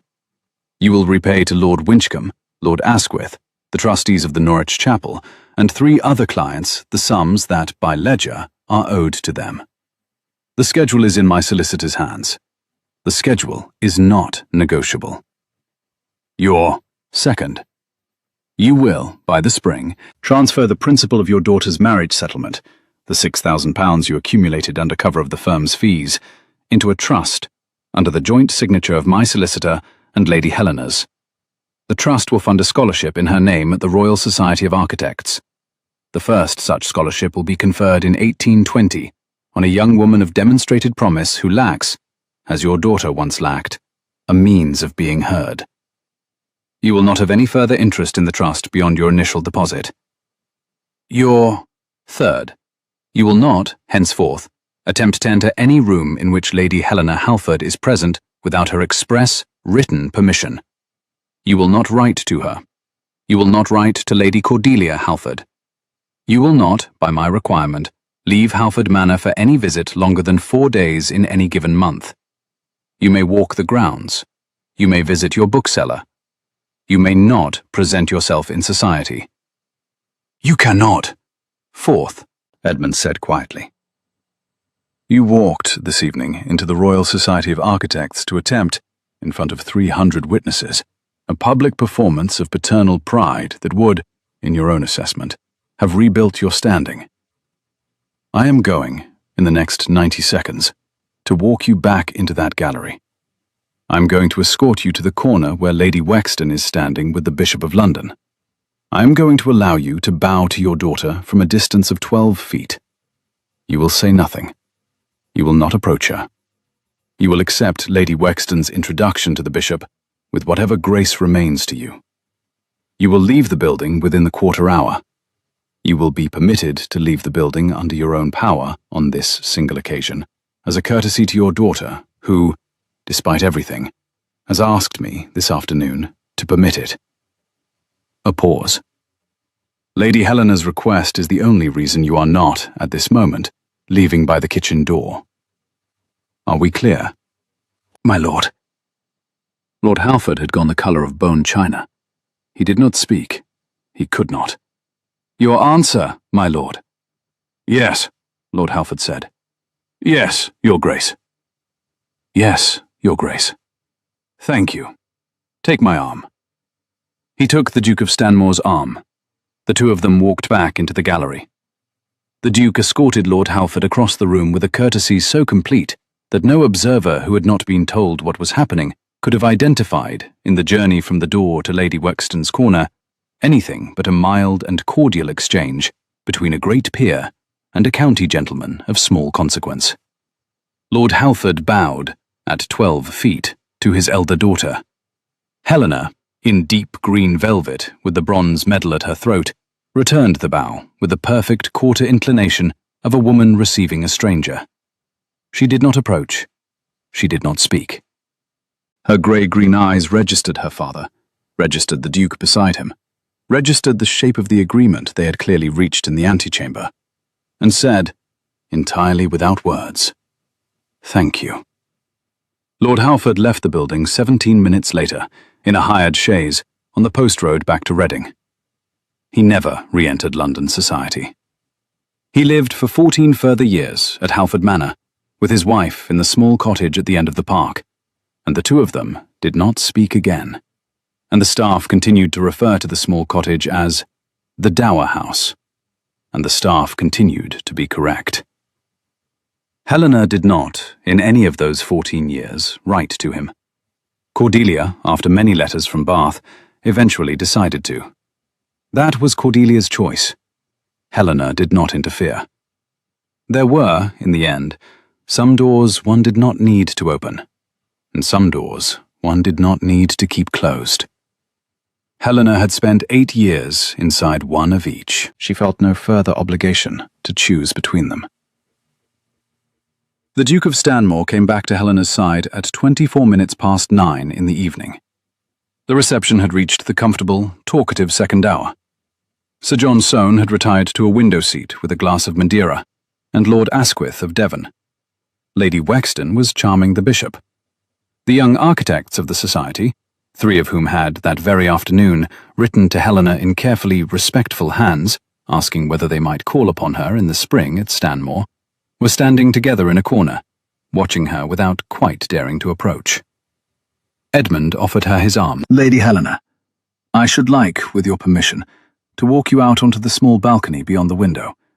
There is, on the balcony, no rain at present. There is a light wind and a view of the Thames. There are 2 reasons I should like to walk you there, and only one of them is the wind. Your Grace? Will you come? I will. He led her past the small group of young architects, who all bowed, and past Sir John Soane, who lifted his Madeira glass in a quiet salute, and past Lady Wexton, who was very pointedly not looking, and out through a long sash window onto a stone balcony 8 feet wide and 12 feet long that overlooked the river. The rain had stopped. The wind off the Thames was cold and clean. A line of barge lanterns moved slowly downstream. He closed the long window behind them. Helena set her gloved hand on the iron rail of the balcony. She did not look at him for a long moment. She looked at the lanterns on the river. Your Grace, she said. 8 years ago, I stood in the Rose Walk at Halford and told my father I would not marry until I had built my own house. I am 27 years old. Mr. Dixon will set the keystone of the Stanmore East Wing at the end of February. The house I will have built will not be mine. It will be yours. I have, until tonight, considered that acceptable. The house was always going to be the house I drew. I did not require the house to be the one I lived in. She turned to him. Your Grace, she said, I would like, this evening, to revise that calculation. Edmund Cresswell did not move, for one count of 2. Then he reached, very carefully, into his inside coat pocket and took out a folded piece of paper. He did not open it. He held it. Lady Helena, he said, I've been carrying this in this coat for 11 days. I'd intended to present it on Christmas Eve in the small library at Halford, in your presence and Cordelia's, with her aunt's blessing already in writing. I had taken the trouble of drafting it as a contract, because I knew that of all things in the world, a thing on paper was the form of declaration you were most likely to be able to receive without flinching. I have come to suspect, in the last hour, that you might prefer to read it tonight. Your Grace. Helena. Your Grace. Read it now. He held it out. She took it. Her ink-stained, ungloved fingers, the gloves had come off when she had lifted the medal at her throat, opened the folded sheet. The paper was a single page. It was written in his own slanted, decisive hand. It was dated December the 20th, 1818. It contained 6 lines. Heads of agreement between Edmund Cresswell, Duke of Stanmore, and Lady Helena Halford, architect of record. 1. The architect engages to design, draw, and oversee the construction of the south wing of Stanmore, beginning April 1819. Term, 8 months. 2. The architect's compensation.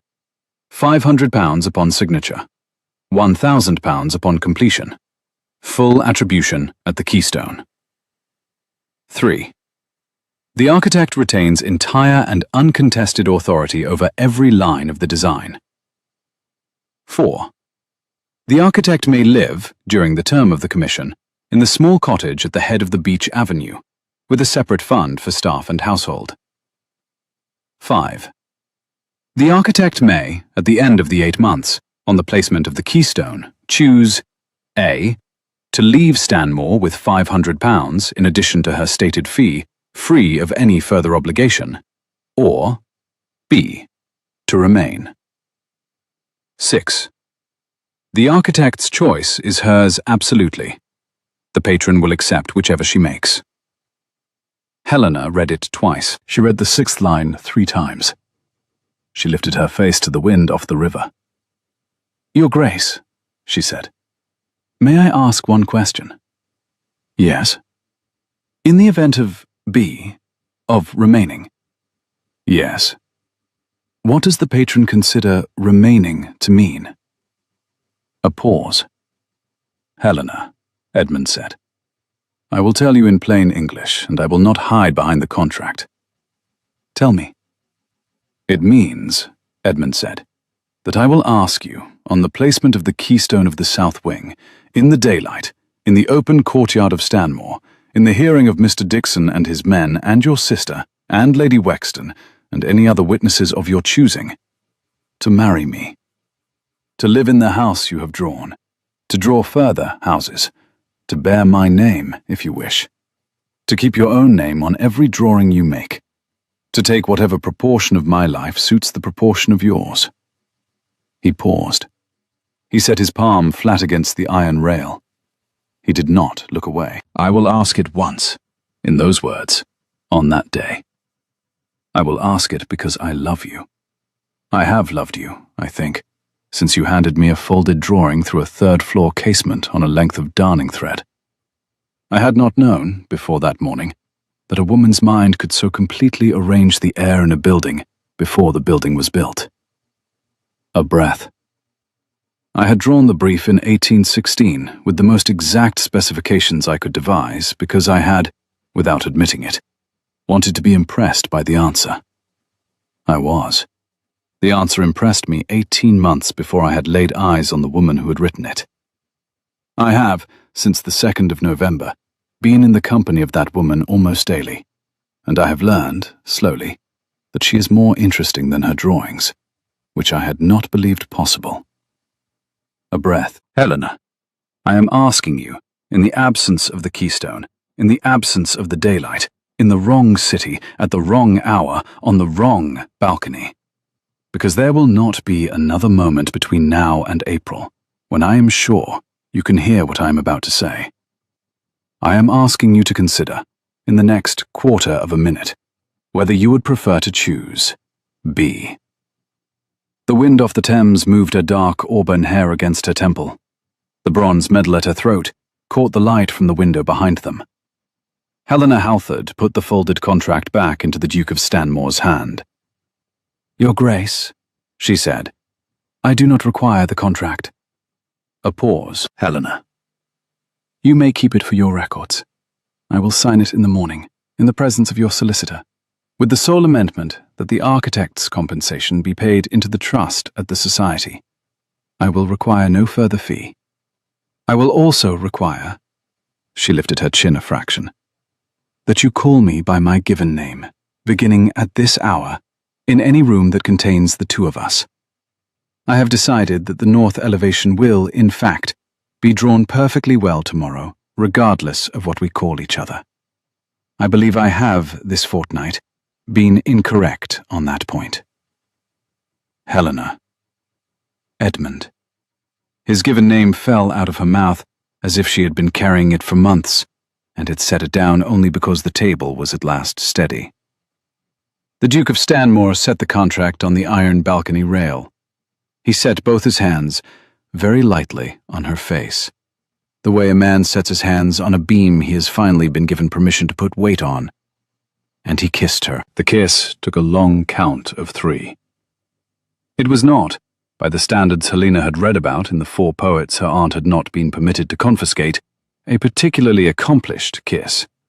It was, however, a careful kiss, an attentive kiss, a kiss in which a man with a chisel-scarred thumb on the angle of her jaw was very plainly trying to learn what shape her mouth made when she was not, for once, instructing anyone in anything.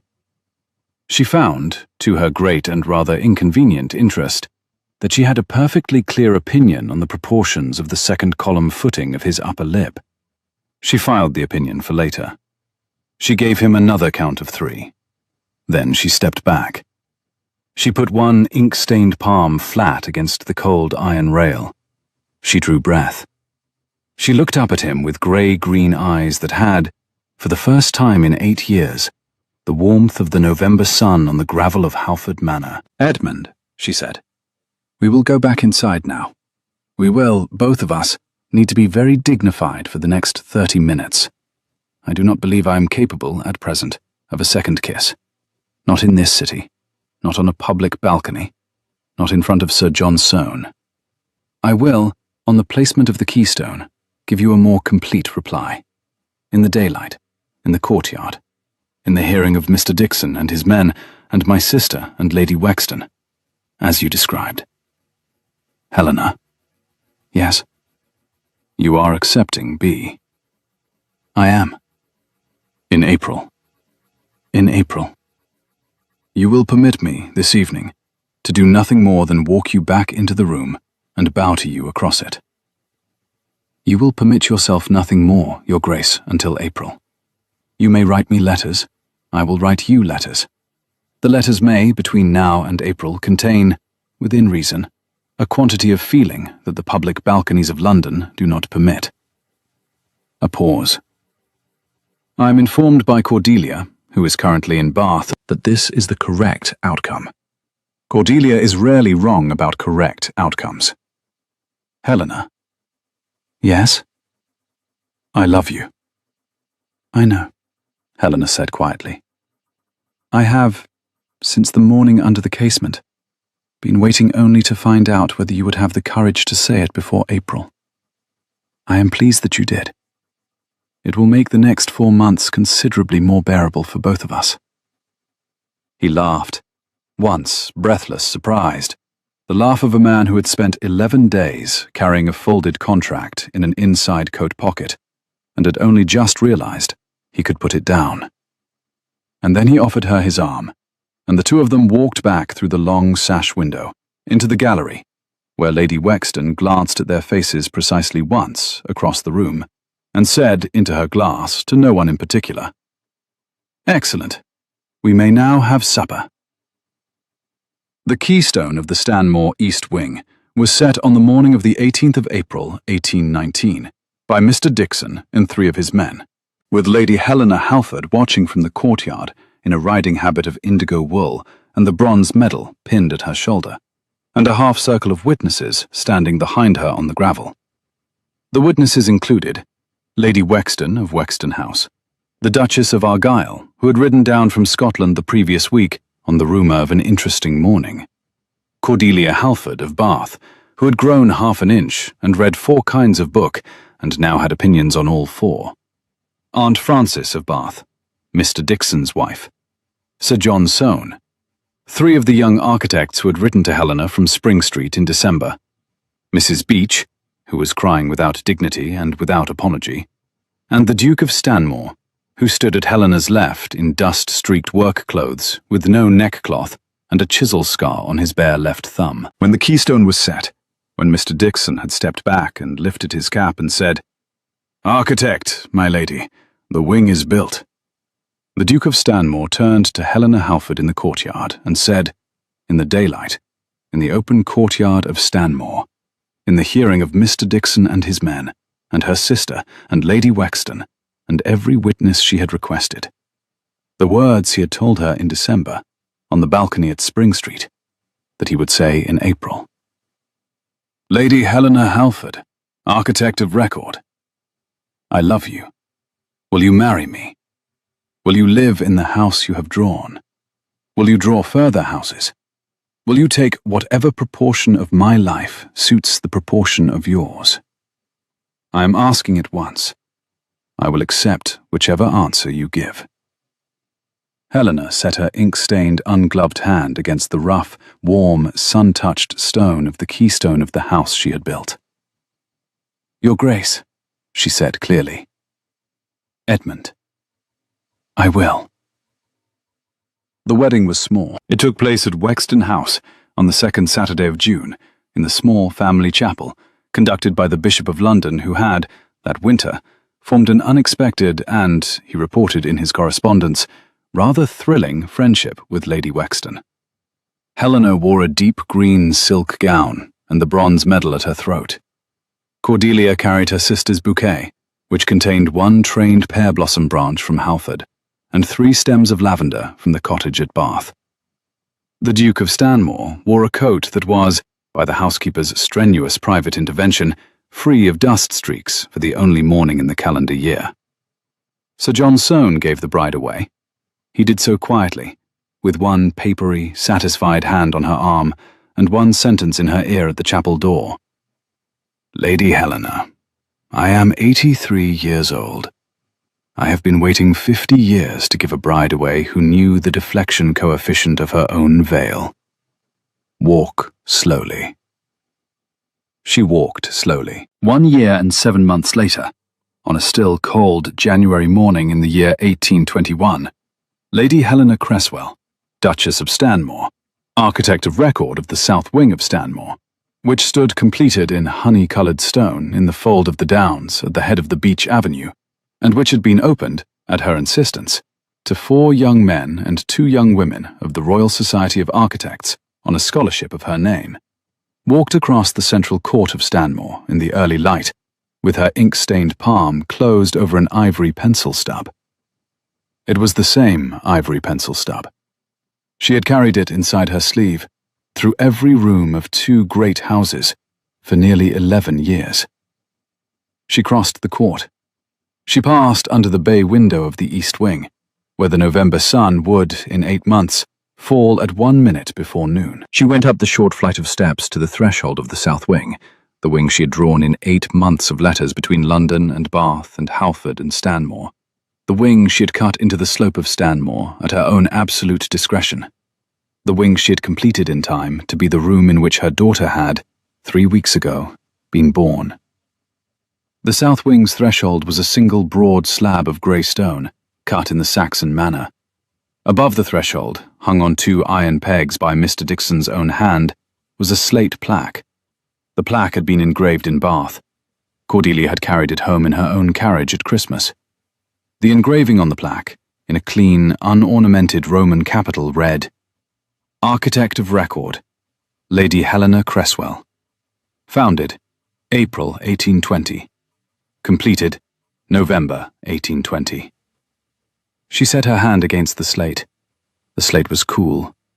The morning was very still. Inside, in the south-facing nursery she had drawn herself, on the long oak table that had once stood in the half-roofed folly above Stanmore, her daughter Frances Cresswell, 3 weeks old, dark-haired, alert, possessed of a small, considering mouth, was being held, in a state of great competence and considerable pride, by her father. "Helena," Edmund called quietly from the open doorway. "She has, I am informed, opinions about the proportion of the bay window." "Then she has been correctly raised," Helena said. She stepped over the threshold. She did not lock any door behind her. She did not, in the rest of her life, lock the door of any room in which any woman she loved was working.